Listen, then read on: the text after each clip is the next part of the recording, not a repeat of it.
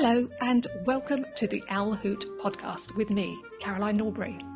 In each episode, I chat to amazing guests with way more expertise than me on topics covering the environment and sustainability. You'll get to hear the facts on climate change, biodiversity loss and pollution, as well as discover the fabulous actions that individuals and organisations are doing to mitigate and adapt to our changing world. I don't know about you, but I find it reassuring and hopeful that there are so many capable people out there doing great things for our planet, as well as inspiring me to get on and do my bit too. So without further ado, let's get on with this week's episode.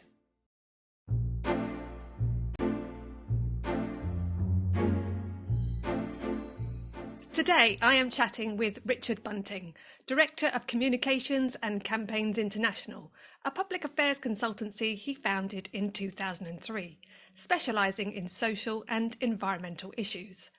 Once a Director of Communications for Amnesty International, Richard has since worked with numerous NGOs, charities and UN agencies, including Rewilding Britain and Trees for Life.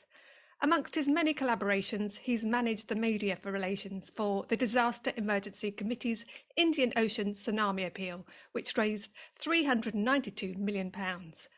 Richard is also the editor for the online magazines Little Green Space and Green Adventures.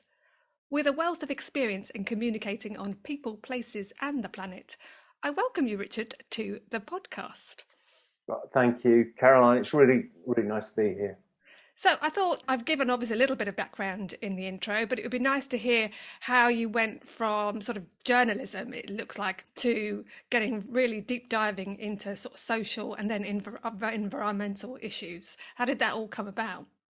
So I did, I did work as a journalist for several years, but during that time got very passionate about human rights issues. I've always been passionate about the environment as well. The human rights issues led me to start working with Amnesty International. I got involved on a voluntary level.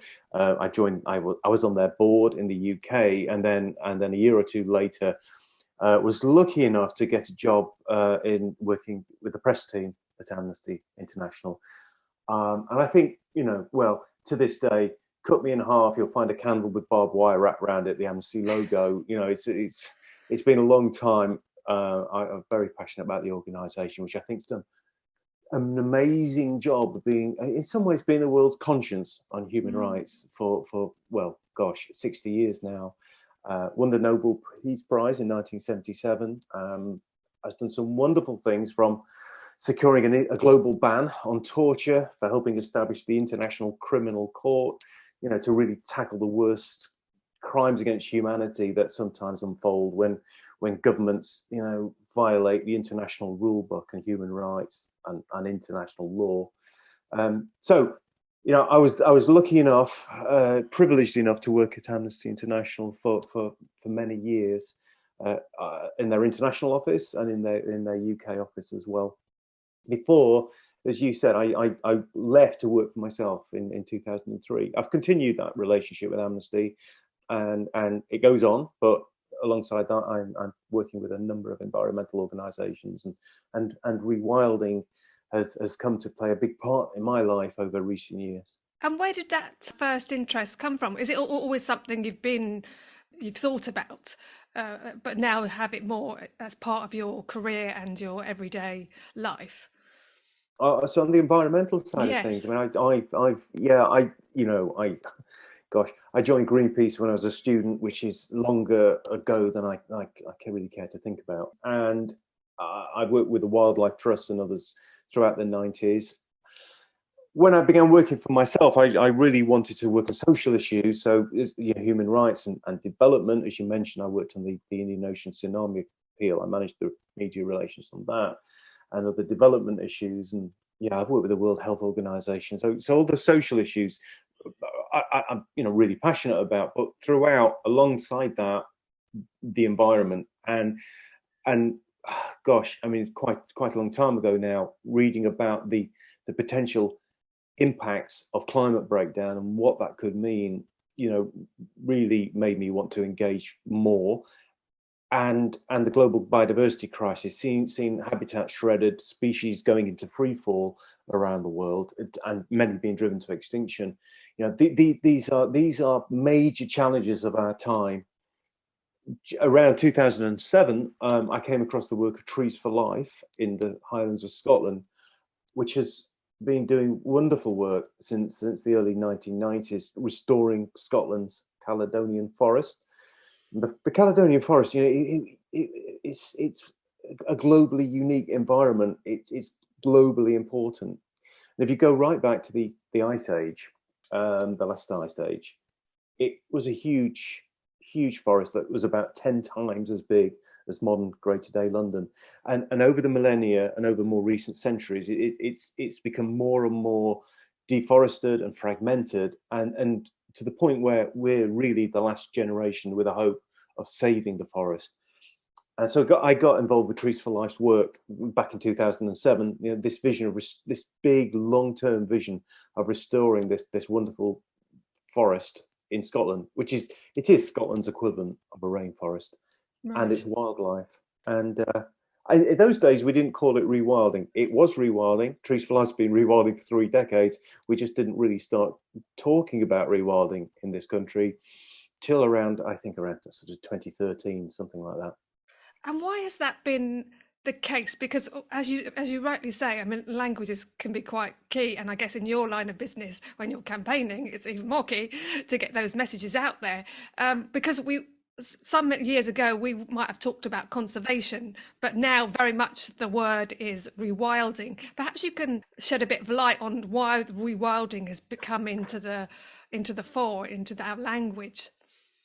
I think it's hugely fascinating how it has happened. And if you're right, Trees for Life referred to itself as a conservation charity for many years. And I think, and we have to remind ourselves, conservation has done huge amounts of good for decades. A lot of people, a lot of organisations have worked so hard for decades in conservation, and it has made a difference. But the fact is, we are being seriously outpaced by the nature emergency and the climate emergency, and conservation, the kind of, which has often been about protecting a species here, protecting a habitat there. It isn't enough. We need to do more, and that more is rewilding, because rewilding is large scale nature restoration to the point that nature can start looking after itself again. And if we get that right, it's an incredibly powerful tool for reversing the biodiversity collapse we're seeing, for tackling the causes and the impacts of climate breakdown, and benefiting people too, but bringing health benefits to people, whether it's mental, physical, or emotional health and well-being through engagement with nature, right through to social and economic benefits, including for rural and coastal communities, which is an issue that we've recently been highlighting strongly at Rewilding Britain. We published a major new report on rewilding rural communities and the benefits that can bring. To answer your question maybe a little bit more directly about the why, for me a big shift happened when George Monbiot published his book Feral, and George really helped, I think, put rewilding on the map in Britain. People were already talking about it to an extent, but Feral really raised the bar and brought a lot of attention to the issue. He visited Trees for Life's Dundragon estate near Loch Ness for the book, and I was aware of all this because he then George went on a speaking tour with Trees for Life's then director, chief executive Alan Watson Featherstone, who founded the charity. And around that time, I saw just something happening with the media. There was suddenly an increased interest and engagement with the issues, because this rewilding term just seemed to kind of capture something, some sort of genie in the bottle. And since then, it's been a roller coaster, really. The rewilding is just growing the interest in it, and practical rewilding on the ground across Britain really has been gathering pace really rapidly over recent years.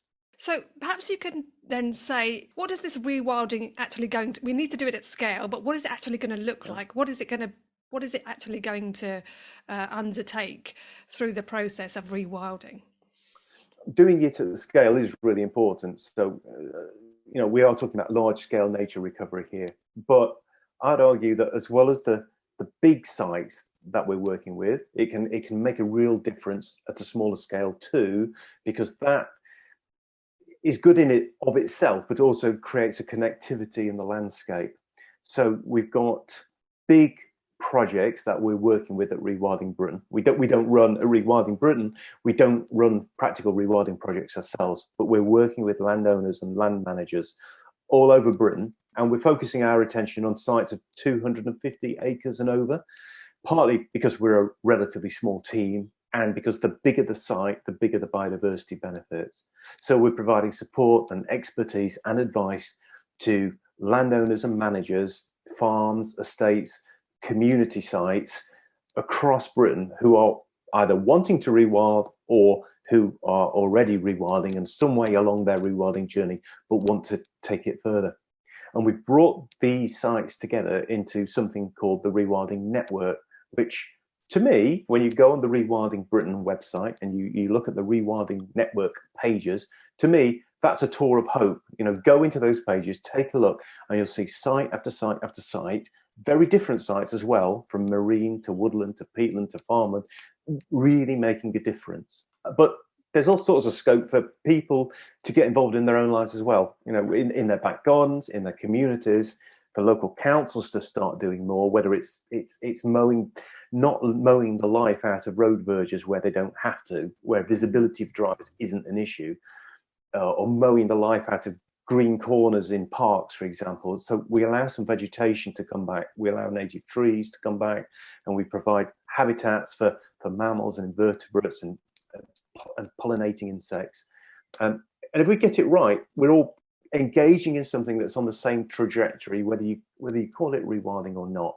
These big sites, whether it's Trees for Life, Dundragon Estate in Scotland, or the sites like Wild Ken Hill in Norfolk, which is now the home of BBC Spring Watch and BBC Autumn Watch, through to sites in the West Country, and these sites are making a real difference.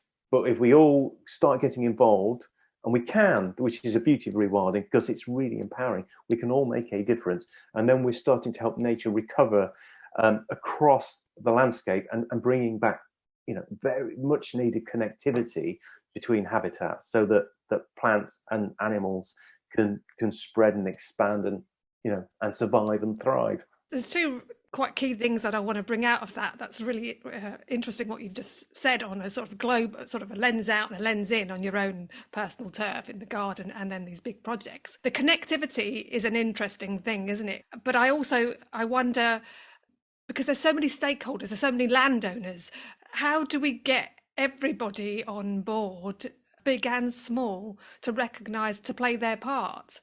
And then to be able to make these, because you're talking about physical connection, aren't you? That wildlife can go from one area, so they're not surrounded by concrete, I imagine. How do we get everyone involved and get all that connection? Because there's obviously lots of people. I think there's all sorts of answers in a way. One of the answers is that rewilding itself offers hope. We are facing these huge threats of climate breakdown, the global biodiversity crisis, and an overlapping health crisis. The pandemics like COVID-19, behind COVID-19, are they are largely driven by our broken relationship with nature. The next pandemic is an accident waiting to happen, because the more that we destroy habitats and mistreat wildlife or traffic wildlife, the more danger there is of a virus making this leap between species. So the nature crisis, climate crisis, health crisis, these are massive threats, and that's kind of overwhelming. We need government action, and we need big business action, including on reducing fossil fuel use, for example, and for less habitat destruction. Alongside all that, though, rewilding is offering a nature-based solution. It's one solution, not the only solution, but it could play a really key role. And it's a relatively new approach. one beautiful thing about rewilding to me is that we don't need to wait for governments and big business. People can start doing it, and they are doing it, and increasing numbers of landowners and managers are doing it. So Rewilding Britain's rewilding network's an example. I work with another charity in Scotland called Scotland The Big Picture, and Scotland The Big Picture is operating a smaller network. When I say smaller, they're smaller sites. So these are 50 acres and over community woodlands, crofts, farms. And the point of this is that, again, it's empowering people, and it's creating nature-rich stepping stones across Scotland. So this is all happening. But we really, really do need governments on board too, because they can help make a really big difference. So in Scotland, for example, several of the charities I work with, Trees for Life, Rewilding Britain, Scotland, The Big Picture, and a number of other charities and organisations have formed the Scottish Rewilding Alliance. And the Scottish Rewilding Alliance is calling on the Scottish Government to declare Scotland to be the world's first rewilding nation. So that would be an incredibly powerful statement of intent. Scotland's landscapes are beautiful, they're awe-inspiring, but they're ecologically depleted. Most of those beautiful hills should be covered with native woodlands. Scotland's got vast areas of peatland, which is an amazing carbon sink when it's healthy, but when it's damaged, when it's drained, when it's burnt, they start releasing carbon dioxide instead. So declaring Scotland to be a rewilding nation would show the Scottish Government is taking this seriously. It would be living up to Scotland's responsibility and ability to play a key role, because Scotland has got the landscapes, it's got the wealth, we know how to do it, and this would see Scotland rewilding 30% of its land and sea by 2030. And alongside that, Rewilding Britain is calling on the UK government to ensure major nature recovery in Britain by 2030. So the government have promised to protect 30% of Britain by 2030. A question is, are we talking about the same thing? The UK government, clearly, it's talking about land that's already protected and designated, and it gets the tick mark. But in fact, most of our national parks are actually not in a healthy state. So these should be the jewels in the crown of nature recovery in Britain. But unfortunately, most of our national parks, despite some superb conservation initiatives and a lot of hard work by the people in those national parks, they were never set up to fight the nature and the climate crises. And they don't have the ability, the authority to really be able to do all that they should be doing. And a lot of the habitats are actually in a poor way. So what we'd like to see the UK government doing is really ramping up its ambition, not just talking about protecting landscapes or assuming that currently protected landscapes are enough, but actually talking about major nature recovery by 2030. And that will be a whole range of approaches, from nature reserves to regenerative farming to communities engaging in nature-based enterprises. And we would like to see about 5%, which is about 2.5 million acres of Britain being core rewilding areas by 2030. So there you'd see peatlands, native woodlands, moorlands, heathlands, river systems, seas really regenerating.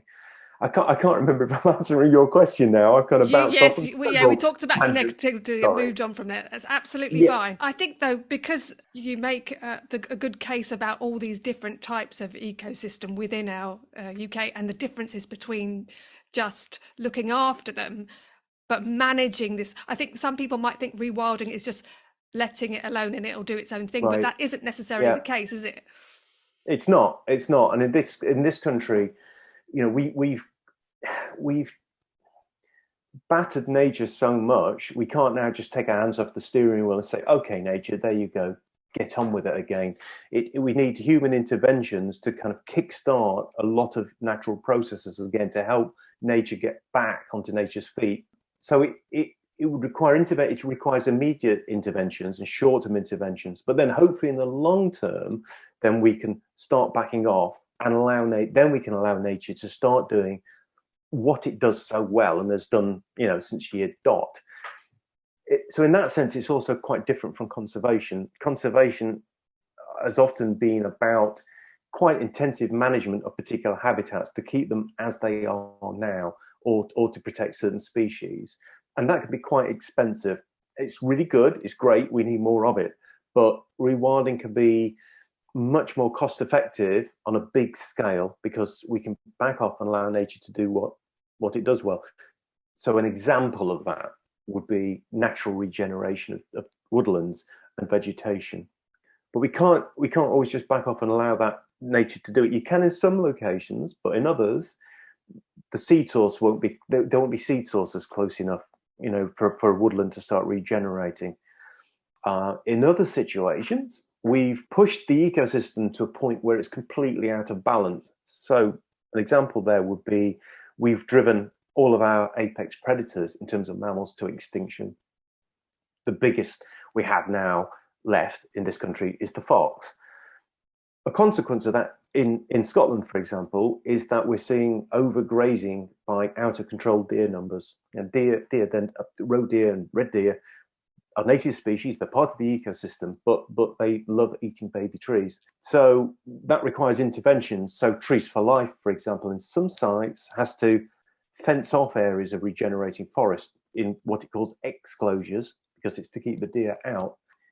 And at the same time, well, there's a question about, do we need to reintroduce an apex predator at some point? For some people, rewilding, the shorthand as well for shorthand is these bringing back these big exciting beasties. Often it isn't. It's about restoring habitats, whether it's woodland or peatland or river systems. When you do reintroduce species, it's when the time's right. So you've got the habitat, you have proper public consultation. You have to do that to get a reintroduction license. But the question here will be, well, how do we reintroduce an apex predator which would help contain the numbers of grazing deer, or at least reintroduce an element of natural fear into the environment so that deer don't overgraze particular areas, but with impunity, they're kept on the move. And realistically, the best candidate there would be the Eurasian lynx. We know people can live alongside the lynx happily. That happens in Europe. There's no known attacks by lynx on people. They're a shy ambush hunter, about the size of a small dog. They prey on roe deer, and probably the impact would be more about keeping the deer on their toes and moving rather than the numbers of deer that the lynx would take. So what a number of the charities I work with would like to see would be a trial reintroduction in Scotland. They would be GPS tagged, you'd monitor it, you'd be careful, you'd assess it carefully, proper public consultation, but to reintroduce that apex predator. And if we get that right, that could be a massive wildlife, tourism draw as well, as we're seeing in other countries. For sure. So on that scale, really interventions are necessary. I'll pause in a moment, but I think on a smaller scale, some of the beauty of rewilding is that you can help bring nature back in your local area through investing less time, less cost, less effort. And this is something, you mentioned I run a project and magazine called Little Green Space, and we're really active on Twitter at LG Space, and we're kind of pushing this message a lot, because one issue amongst many, and then I will pause, is that we're a very, very neat and tidy society in Britain, to the point where we overmanage green spaces, for example, or other areas. So we overmow, we have chemical spray usage, all of which has knock-on consequences on invertebrates and bird life and mammals, and all. We've got so many species that are collapsing in terms of their populations. So in your garden, try leaving a scruffy area, for example, an area of the lawn that doesn't get mown, but let some of the wildflowers start emerging. Dandelions. So many people hate dandelions. They get mowed, but the dandelions are brilliant. You not only can you eat them, they support over 50 species of insects. And in the early part of the year, when bumblebees are emerging from hibernation, dandelions can be a real lifeline to bumblebees and to solitary bees, and also for other species too. So that's just an example of on the local level, on the personal level. Just back off a bit in your garden, have some scruffy areas. Don't be over tidy. It's a lot less work. It's a lot less expense. You don't need to be using, the chemicals which have a carbon footprint too, and see what life returns to your patch. And I think people, it's surprising how quickly life starts returning. And on that point of how quickly you might see a change. In the time that you've been working with different organisations, has there been a project? Because some of these projects will take a long period of time to just get going and then to see the fruits of the project. Have you seen the results of a project emerging? Have you been in it that long that you can go, oh, now I can see that that's going to be successful? I think for a lot of rewilding projects and other nature recovery projects, sometimes the immediate results can be surprising. I mean, rewilding is a long-term process, and in some ways it will take a long time for the impacts to be seen. If you look at what Trees for Life's doing in Scotland with the Caledonian Forest, that's a vision of 200, 300 years, really, before you've got a fully functioning ecosystem again, with including with ancient pine, Scots pines, which form the backbone of the forest. So that's a longer term thing. Yet, even when looking at Trees for Life's work in the Highlands, though, you can look at the before and after shots of various areas of regenerating woodland, or woodland that's been planted by Trees for Life's volunteers that come in from all over the world, and that have been reforesting the hills, and you can see the difference that makes. And at Trees for Life's estate, Dundragon, near Loch Ness, it's a 10,000 acre estate the charity bought in 2008. It was a former deer hunting estate. The transformation that's been happening there at Dundragon since 2008 has just been stunning. And last year, in a real wildlife success story, golden eagles returned for the first time in 40 years to the area, to Dundragon, to nest. Now, that's partly because Trees for Life have constructed an artificial eyrie so that they found an old eagle's nest, probably decades old. They set up this artificial eyrie on the site.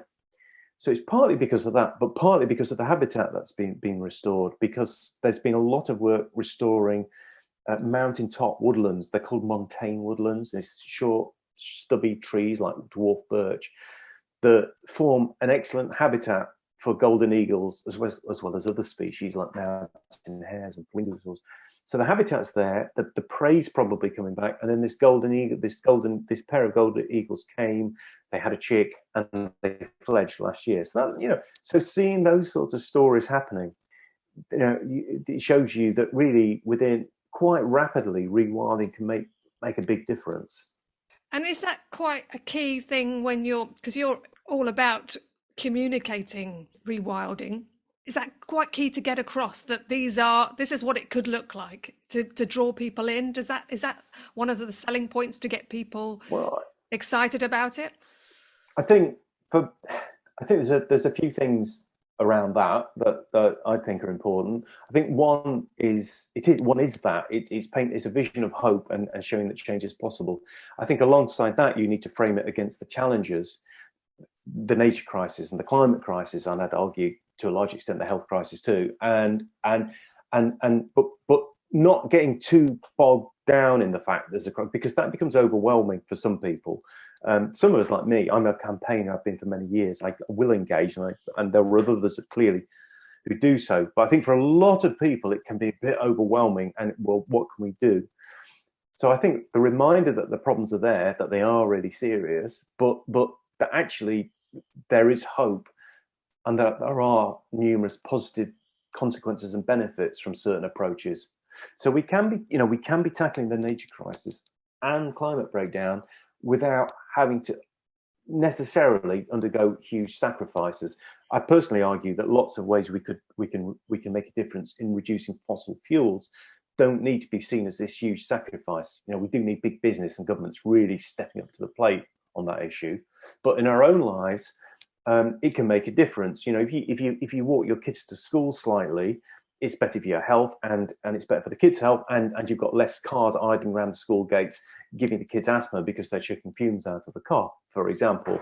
Or if you're reintroducing community orchards to an area, you're boosting nature, you're benefiting local people, you've got trees soaking up CO2. And there's a whole range of things we can be doing on these issues that carry all sorts of other positive benefits for people and for society and for communities. And rewilding for me really nails that big time, because it's about big landscape scale change, which would allow us all to be living in a nature rich country once again. We've forgotten what it's like, really, Yeah.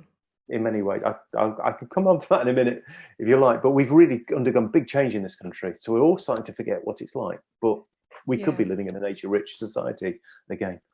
I think it's a good point that you make, and I guess it's a thread right through your life, is that the people and the nature go hand in hand, and it benefits both parties. It's not, and it's a complex. Everything is complex, isn't it? Because everything is connected. But I think you can see the benefits to both parties if we make progress in this area. What's your ambition for your part that you play? Where do you hope to go next with it? I guess it's about just trying to play a small role in making a difference, whether it's on an issue like human rights or development or the nature crisis and the climate crisis. I think largely, I think partly, we can all make big differences in our lives by taking small actions. One person alone can make a difference. Millions of people working together can change the world. And I really subscribe to that. Equally, I think there are times to look around and think, well, here's something that can make a really big difference if enough people support it. So I'm kind of a big believer in that as well.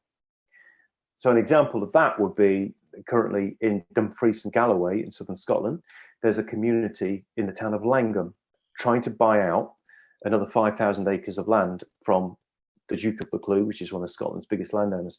So last year, they kind of achieved the impossible. They set out to buy 5,000 acres with a community buyout. They raised £3.8 million to buy 5,000 acres. And they're currently working. There's a charity leading the way there called the Langham Initiative. They're currently right now trying to raise another £2.2 million to buy another 5,000 acres. And this land is forming a vast new nature reserve called the Tarras Valley Nature Reserve. Now, I got involved last year on a voluntary basis because I just thought, well, this is a hugely inspiring project. So, I really advocate the small changes we can all make in our lives and in our communities. But equally, there are projects like this that are big scale and ambitious and can be a blueprint and an inspiration to other people around the country. So, yeah, it did feel impossible for much of 2020, the community setting out to raise this huge amount of money. But thanks to the support of thousands of people around the world and some big funders as well that stepped in, they raised this, nearly £4 million to set up this vast new nature reserve. And there's ancient woodland there. They're planting new woodland. They're restoring peatlands. It's a fantastic area for wildlife, including various bird species. It's a refuge for hen harriers, which are extremely persecuted around the UK. And to jump back to your question, Caroline, it's about nature, it's about climate, tackling the climate breakdown, and it's really about people, because the Langham community is a former mill town. Most of those mills have closed, and their vision was to buy this land to help regenerate the community through an approach that's got nature at its heart. So they've got a detailed business plan for generating income from the nature reserve, including through nature tourism, through possibly a new dark sky centre, through renewable energy. So they've got this detailed business plan to help regenerate the community. And it has been hugely inspiring to see the people from different walks of life and a vast array of ages as well getting involved and being inspired by this story of hope in Langham. So I think there are times like that when a project is happening that can really be a lever for significant change. Not and hopefully with this case it'll be a lever for big change in Langham, but also it'll be an inspiration for other community buyout projects and nature recovery projects right across Britain, and hopefully further afield, across globally as well. That's a great example, because it really does give people the idea that it's possible to do these things and people can be involved in it. So I wish that project all the greatest success. On the back of these big projects that you've been involved with, and the smaller ones too, I wonder what you then, because you sound very hopeful and optimistic, what do you think the landscape will actually look like in 2050?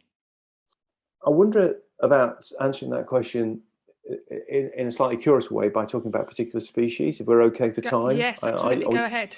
And I'm going to start by talking about the Scottish beaver, because this week last week we've seen some significant progress there, and I'm going somewhere with this. But we drove the beaver to extinction in this country several hundred years ago. They were hunted to extinction, for their pelt and for oil and for other reasons. It's thought the last beaver in Scotland was killed in the 16th century. And in 2009, we brought them back. There was a 5-year reintroduction project beginning in 2009, where some beavers were brought over from Norway to Knapdale in Argyll. There's another population in Scotland of beavers that were illegally released or escaped from private collections in Tayside. Now, beavers are hugely important because they're ecosystem engineers par excellence. I mean, they're superb at this. They build dams that create wetlands that support the whole plethora of other species, from invertebrates to mammals, bird life. And they're also good at soaking up carbon dioxide. So beavers are real allies, and natural rewilders, and real allies in tackling climate breakdown and the nature crisis. But we've been really slow at bringing them back, and the Scottish government has been not allowing beavers to be relocated beyond their current catchments in Scotland. I don't 100% know why. I think partly the issue has been because beavers can have impacts on farmland when they're in the wrong place.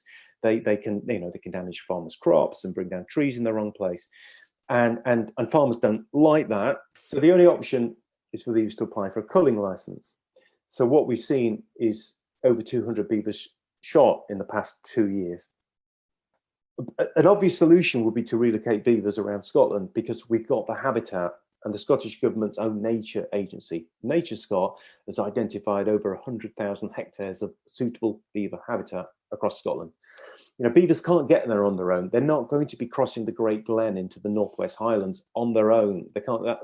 So they would need to be relocated, and that provides a much better solution to overuse of culling licenses and killing beavers when it's unnecessary. You could be moving these beavers to new locations. So Trees for Life and the Scottish Rewilding Alliance have been campaigning on this issue for a year and a half. Trees for Life actually took NatureScot to court over their use of shooting licenses, and the senior judge ruled that the licenses have been issued in an unlawful way. And now the Scottish Government has actually last week shifted position and said, okay, we're going to start allowing beavers to be relocated across Scotland. And 2 days ago, as we speak, a farm in Highland Perthshire called Argety Red Kite has reintroduced beavers to a private site in Scotland for the first time ever. It got a license from the Scottish Government, from NatureScot, to do this. And a family of beavers that were under a death sentence, they could well have been shot because they were in an area where there were killing licenses in place, have been moved to Argety Red Kite. They've got a safe haven. And we're hoping this is now, along with the Scottish Government's new way of working, the decision to allow beavers to be relocated around Scotland. We hope this translocation of beavers, this move of this beaver family to this new site, will be the first of many. And to me, again, that paints a picture of hope. So where could we be in 20, 30, 40, 50 years? Mm-hmm. Well, I think if the Scottish Government step up and, yes, declare Scotland to be a rewilding nation, we'll get there a lot faster. But across Britain, what we'd like to see is nature recovery undergoing this major nature restoration by 2030.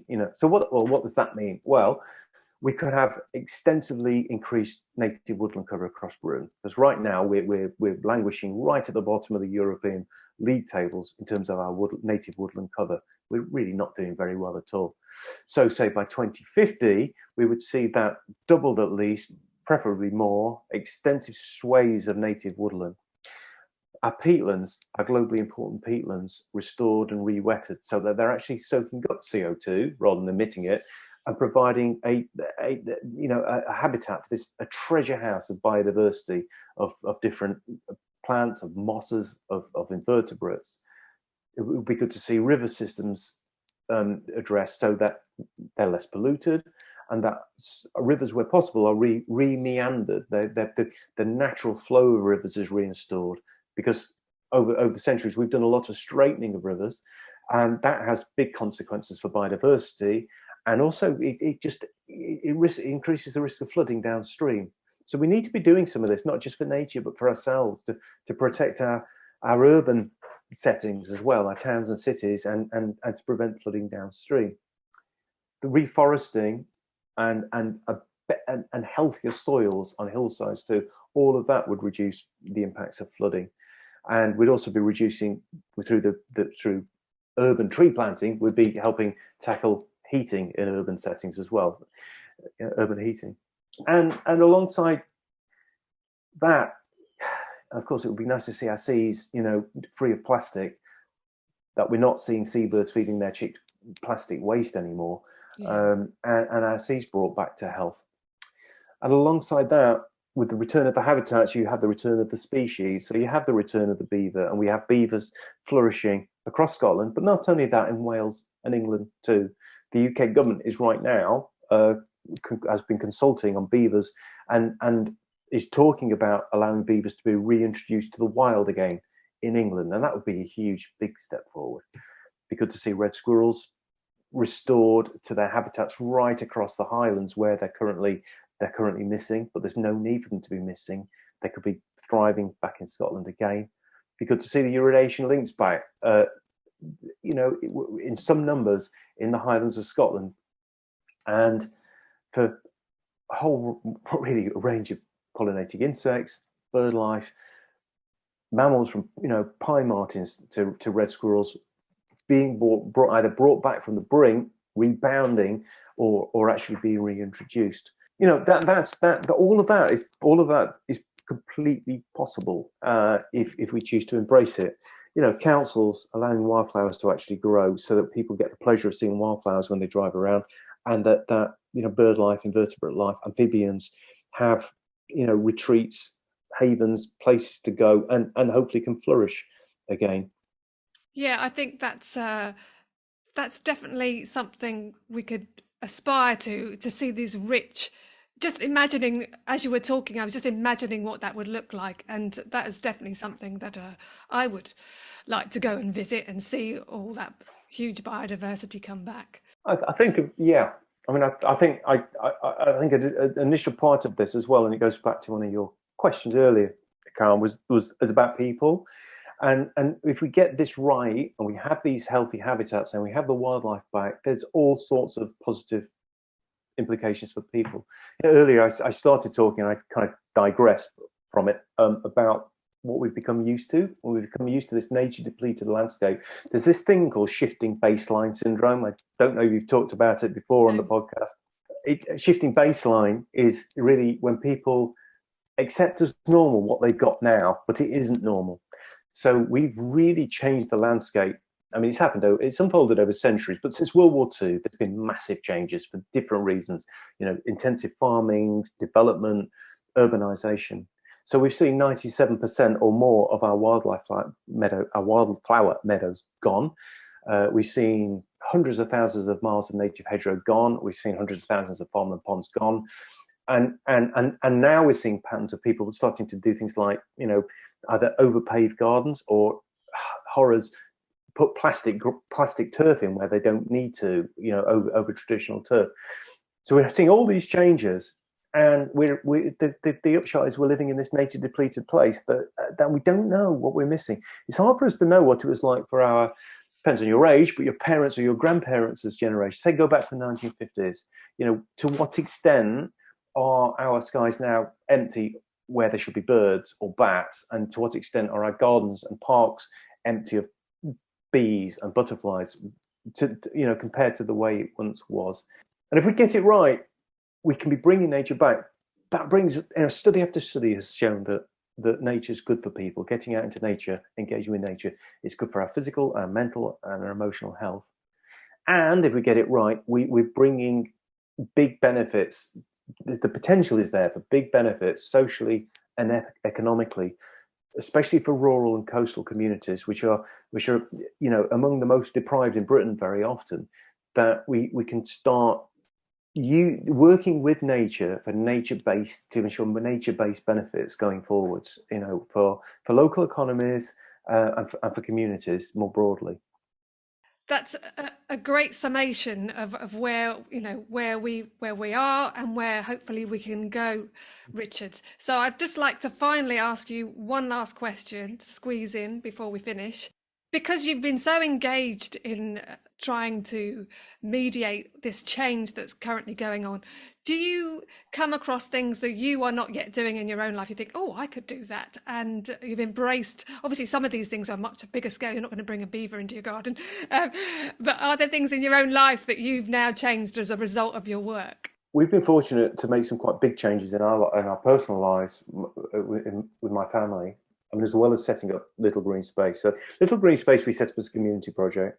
We've done a lot of work with local schools and communities, for example, including planting community orchards, planting fruit trees at schools and bee and butterfly gardens at schools, and working at that level. And then personally, we were fortunate enough to purchase a small area of land where we've basically done a lot of habitat restoration work. We've been able to plant a small orchard, reintroduce hedgerows, native trees, put in a pond. By the way, ponds are just absolutely brilliant if you want to bring nature back to your, water is life, and you bring nature back by putting in a pond, and putting in areas like wood piles, leaving scruffy areas for wildlife, and planting wildflowers as well. So we've been fortunate to be able to do that in our garden and in an area of land we bought at a personal level, as well as working in the community.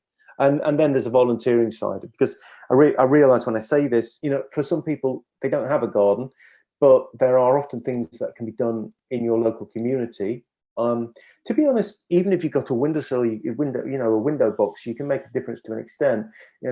Bumblebees can only fly for 40 minutes between feeds. So by planting one nectar-rich plant next year in a window box, you could be planting, a plant that is a lifeline for a bee. Through to supporting other supporting charities and organisations. There's a lot of really superb environmental and rewilding charities out there. From the Bumblebee Conservation Trust, Trees for Life, Rewilding Britain, Friends of the Earth, the Wildlife Trust. I could go on. That are doing tremendous work, and by giving them your support, whether it's financial or following them on Twitter or becoming a member if you can, those sorts of actions really add up and make a big difference too. They're things, to answer your question, I'm doing those things in my own life too. But equally, clearly, partly what I do for a living is trying to encourage people to support those sort of organisations, because we need them, and we need them more than ever at the moment. Yeah, and it's a great way to get involved, either on a within your own space, as you say, or with these lovely organisations that are there, all waiting for new volunteers. So it's a great place to end. It's been hugely interesting hearing about your experiences, the rewilding projects, and envisioning this new future that we could live in. So thank you very much for your time, Richard. Thank you. It's been a pleasure. Thank you, Carol.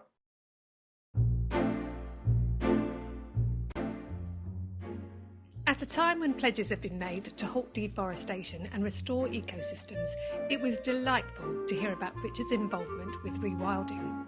He painted a picture of what the future could look like, with trees and wildlife in abundance. Who doesn't want to live in a land where lush green spaces are on our doorstep? I thought Richard made an interesting point on baselines too. We don't want our children to accept barren spaces as their norm, do we? I've put links to some of the organisations Richard is connected with in the show notes, and I would highly recommend following Little Green Space on Twitter. I'd like to thank Andy Shaw for audio editing, Jeremy Jones for providing the music, and to you for listening.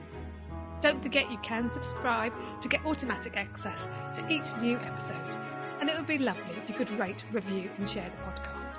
It really helps. Until next time, bye for now.